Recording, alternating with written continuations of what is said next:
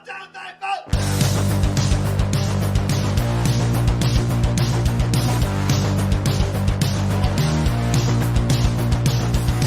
heard the rest. Now here's the best. Stay Tuned Sports Podcast. And hello there, all you Stay Tuners. Welcome back to another episode of Stay Tuned Sports. It's your good friend Jimbo here. Taking a week off last week, a little bit under the weather. Not sure what was all going on in my house, but had a nasty cold. That even my son's kind of got a little bit there. But enough of the sickness. How's everybody doing out there? Hopefully everybody's having a good week so far. Hopefully their weekend was good. A lot of talk today. Trying to get caught up a little bit with some stories that happened last week. NFL changing the overtime rules. I know that was a big topic on the show here a couple weeks ago. As well as this week kicks off the Stay Tuned Sports Podcast Truck Series Friday night over on YouTube, 3Y TV. Make sure you guys subscribe to them. And your boy Jimbo here, hopefully as long as I get my computer problems figured out, will be racing at Daytona this week. So we're going to be talking a little bit about that, previewing it a little bit, bringing back my 3 racers to watch. This week it's going to be the 3 racers to watch for the season, but after that we're going to do 3 racers to watch for the upcoming race. Before we get all into that, head over to staytunesports.net for all of our social media accounts, which is around the right hand side there. You're going to want to follow them because that's where I share out the link for the race on Friday nights. And we have the merch tab up top there in case you guys want to get some hoodies or t-shirts or hats. I think I got a couple hats on there. Also head over to www.buymeacoffee.com/stsports. Just another way to show your support for the show. Anything that you guys donate or whatsoever, I always put back towards the show, whether it be a giveaway in some aspect of it, and especially with me becoming an iRacer, I may do like a weekly giveaway involving the upcoming race. So, and also before we get into the show, I just want to kind of bring up something really important, something really serious here. One of the Stay Tuned Sports iRace drivers, Scott Crump, who's the original Stay Tuned Sports iRace driver, needs a little help here. His son was born a couple months ago, but was born a few weeks early and has some problems going on with his breathing, so he's been in and out of hospitals. And Scott and his wife and Grayson, his son, is on their way up to Philly to see some doctors up there, have some tests run. But they need your help. We all know medical bills, they pile up on top of just regular bills, house bills and things of that nature. So I'm asking all you guys that are listening if you could visit the GoFundMe account that I have in the show notes here, and that's for Scott's son Grayson. We're trying to raise a little bit of money to help pay for any medical bills or lodging bills as far as going to the hospitals and stuff like that. And even if you can't donate, if you guys could just share it out there, tweet it out there, any little thing will help. So like I said, I'll have the link in the show notes, so you just click it and then do whatever you guys can do. I appreciate it. I know Scott and his family would appreciate it as well. So kind of sticking with the iRace theme here. And I just want to give a real quick shout out to Scott and his family and wish them the best of luck. Just stay positive, man. You'll definitely get through this. Grayson will be fine, and hope everything works out for the best for all of you. So this coming Friday, is the kickoff of the Stay Tuned Sports Podcast Truck Series. It will be our, third, fourth season of sponsoring the guys over at the NSRA League. And just like the past few seasons, they've kicked off every season at Daytona. This Friday is the Daytona Duels over on YouTube through ITV, and they air 9 p.m. Eastern Time. If I'm not racing for some reason, I'm always in the chat, so make sure you guys come over and visit. I'm excited for it. There's a lot of new things going on. They're actually going to have a Rookie of the Year award, which is perfect timing for me to come in. I don't expect me to win the Rookie of the Year. I mean, I'm still just getting my feet wet here. But it's going to be fun to race with these guys. So far up to the recording, I believe they're still taking applications for drivers that want to join the league. But as of right now, I believe we're up to 12 rookies, including myself, for this season. And the cool thing about this is, not only are you going to be, rooting on the championship driver for the season, but then you also have something else to kind of root on for during the season with the rookies. I don't have the rookies' names on me just yet, and maybe that'll be another aspect of the segment I'll do is rookies to watch for the upcoming races. But as far as racers to watch this season, here are my top 3 for the season. First and foremost, Jason Gracias. He won the championship last season. He's looking to repeat. We have yet to have a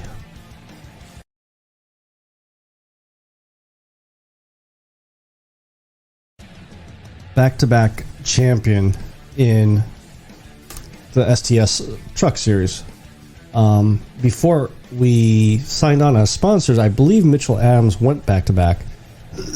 Excuse me. In the Simbox series. So it will be interesting to see if Jason Gracias can be the first to do it. And I think he has a real good chance at doing it. I've been watching him in a couple different... excuse me. Very gassy. A couple different leagues while we were on a break here, and he still has that speed, still has good strategies. So he's definitely going to be the one to look out for. The second one, second driver to look out for is the returning STS truck driver in the series, Matt Cherry. Kind of up and down season until towards the end there, and he started coming on, and he just missed out. But eventually, what happened was one of the playoff drivers had to drop out, so he snuck into the playoffs in the last spot, and went on to winning 2 races out of, I think there was like 4 or 5 playoff races. So he actually almost pulled off winning a championship there. It's just that the couple races that he didn't have a good race at, it was really bad. So he had a lot of ground to catch up. And then for my final guy, Chris Darling, he was Mr. Consistency, other than probably Jason Gracias up there. Last season he finished with 11 top 10s, and 7 of those were top 5s. Came in second place. I forget exactly how many points he was behind Jason Gracias, but I mean he almost won the championship over Jason Gracias. So I'm very excited for the upcoming season. I think it's going to be better than last year. The guys over there last year definitely showed a lot more improvement. I think they averaged only like 3-4 cautions a race, which, watching some of these leagues that have come back this, within the past month or so, is very good. Some of the leagues are like every 15 laps there's a caution. On tracks that there shouldn't be any caution. So I'm very excited. I think these guys are going to put on a hell of a show each week, just like they did the past couple seasons. So we weren't here last week to talk about this, but last Tuesday, the NFL competition committee approved a change to the overtime rules. And this only takes effect for the playoffs. It is official now that both teams will have a chance to possess the ball on offense. And this is the right thing to do. To have a game, and this all stems from the Bills-Chiefs games. Whether the Eagles and the Colts want to admit this is why they put the rule in there. They're the one that submitted it. This is why. I mean, to have the Chiefs-Bills game end in the overtime, how it did, with how exciting that was, kind of dampened the game just a little bit. I mean, it was still exciting no matter how it ended in overtime. But now you have the possibility of having a game like that again and taking it to another level. I mean, let's not forget, what was it? In 2.5 minutes, like 30 points were scored. Josh Allen and Mahomes just kept going back and forth with each other, matching it point for point. So imagine that going into the playoffs, or into the overtime. And like I said, this will only happen in the playoffs, which I'm okay with. You can have exciting regular season games, but it's not going to end your season. That game ended Josh Allen's and the Bills' season. The one interesting part of this rule change, and I didn't think about this till I read about it. One NFL head coach is already predicting that whoever scores a touchdown first will go for 2, forcing the other team to have to go for 2. And that's genius. Both teams could score touchdowns, and as long as you score that 2-point conversion the first time around, all the pressure is going to be back on the other team that has to match those points. And the other question that and reason of why this had to be changed now is when they changed the overtime rule to how it was before just now, was because at that time the rules weren't catered to offense. It was still pretty equal as far as penalties, roughing the passers, protecting the quarterback, all that happy horse shit. That's bullshit now. They had to change this. They had to make this a little bit more fair.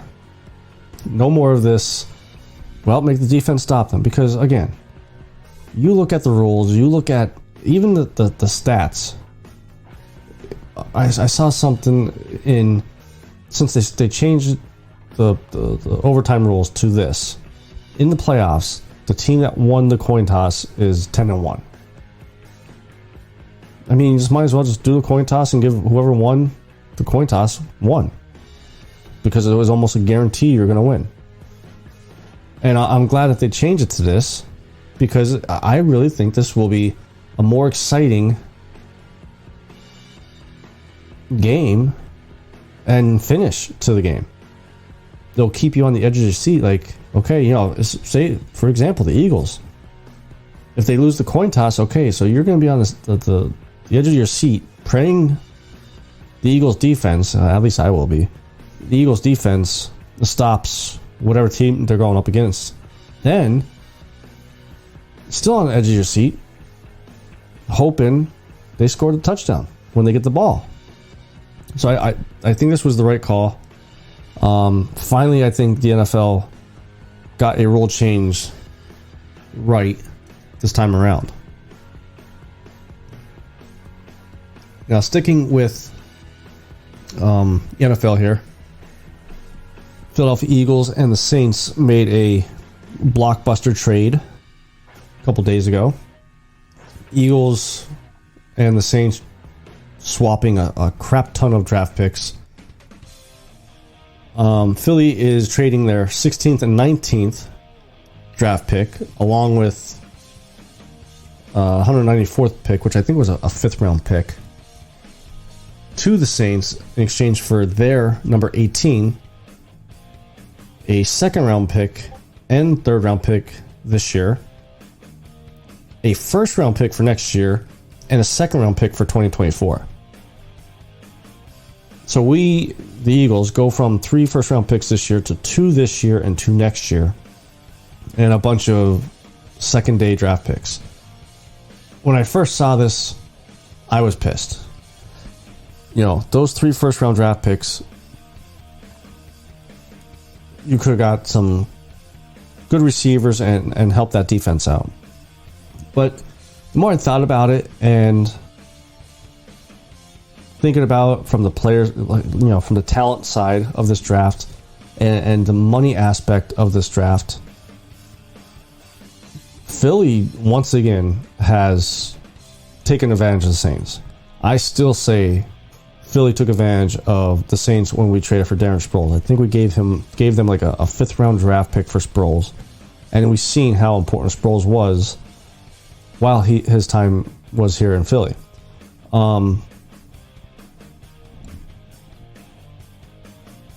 As far as Philly, still having the 15th and 18th pick is good.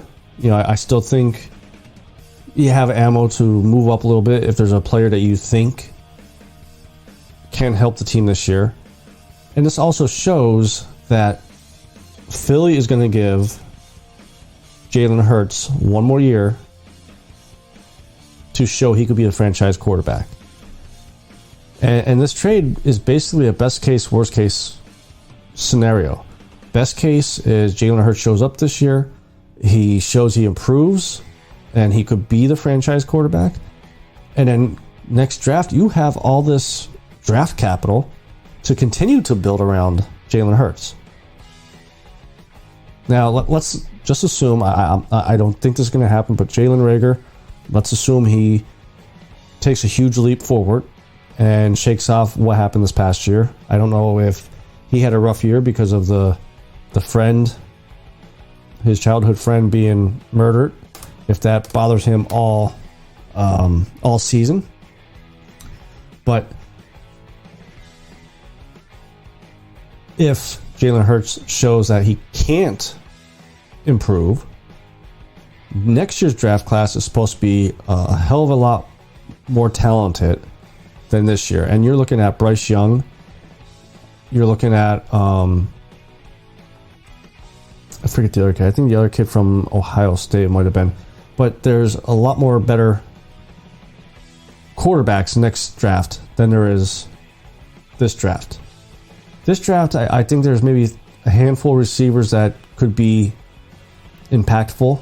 So that's why I think possibly we could be sitting there at 15 or 18 and get one of those guys. And also, on the money side of this, when you have 3 first-round draft picks, let's just assume they don't trade these first-round draft picks. Let's assume that they use both of them on 2 players. If we had 3 draft picks in the first round, let's assume they were going to draft 3 players. That means in 4 years, 4 seasons, you're going to have to pay top dollar for 3 players as long as they worked out. Big money. So by moving 1 first rounder basically to next year, you're spreading that out a little bit. And Howie Roseman, he may be not the best at drafting players, but he's hella smart when it comes to that cap. And now with his extension, I forget, I think it was like 3 years that they extended him or something like that. You can't mess this up. If you mess up this year and next year with the draft, he will be gone. I mean, you have all the ammo you need to build a team long term. And that is the other aspect of this trade is we're not in the go for it now building team. We want like the Patriots. We want a dynasty. We want Super Bowl champions 3-4 seasons out of 6. And if you build a team to go get it now, you're just not going to do that. And I think you're going to see that with the Rams in a year or two. They're favorites to repeat, but all those big names eventually going to want some big money compared to what they're getting now. And that's where I believe the Eagles and Howie Roseman are going to be more successful than any other team in the NFL.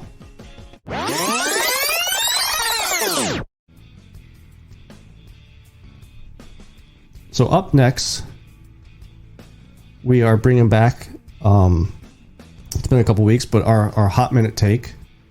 And we leave you in suspense here while I take a little drink of what the topic is. WrestleMania.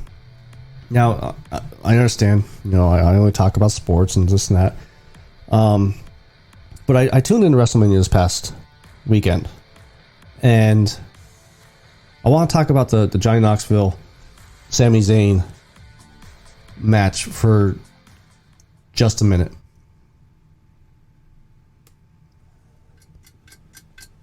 So this goes out to all the wrestling fans, the WWE wrestling fans, or just wrestling fans in general. If you thought that the Johnny Knoxville, and Sami Zayn match, no holds bar match, was bad for business, just go back to typing on your computer, okay? That was a great match. It was a funny match. It wasn't meant to be serious at all. And to see Wee Man body slam a 220-pound man was the second funniest thing. Bringing back the Mae Young hand, that was by far the best thing in that match. Even though the mousetrap failed, that was pretty funny too. But that was by far the funniest WWE match I've seen in a long, long time, and may have gotten me back into wrestling. So that was our hot minute take there. I know a little bit off, I guess, topic, if you want to call it that, as far as sports goes, but let's not forget, back in the 80s, it was the, sports entertainment. Well, it still is kind of the sports entertainment business, but overall, it was actually a very good WrestleMania. It's been a while since I've seen a good WrestleMania like that, and I enjoyed myself. Even the wife watched it with me, even though we were making fun of Charlotte Flair and Ronda Rousey.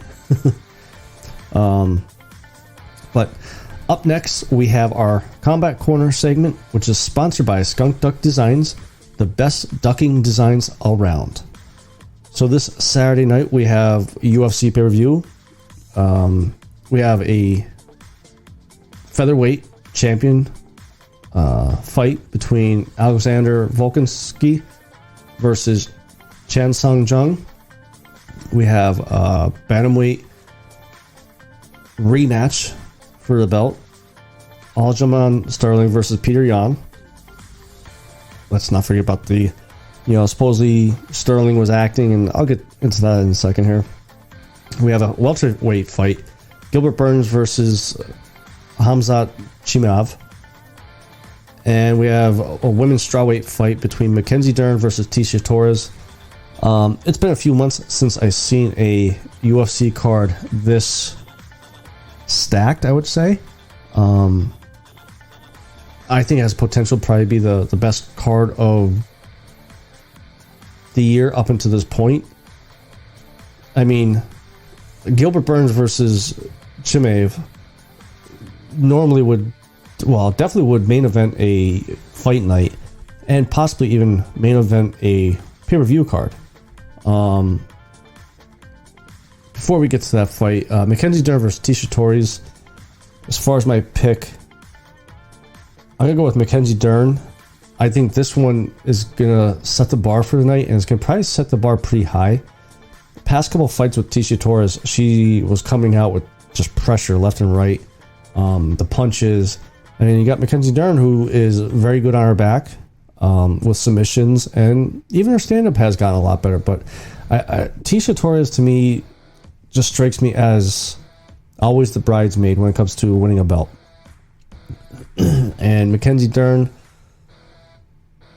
I don't know if she will ever be a champion, but I think she'll get through this fight and pull off the win.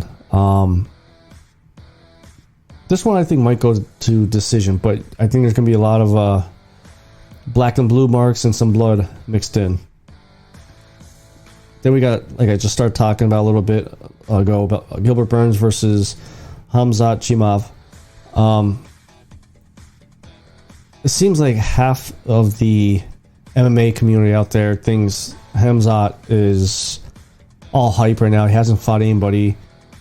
Well, this is going to be the first really, really true test to see if he is the real thing.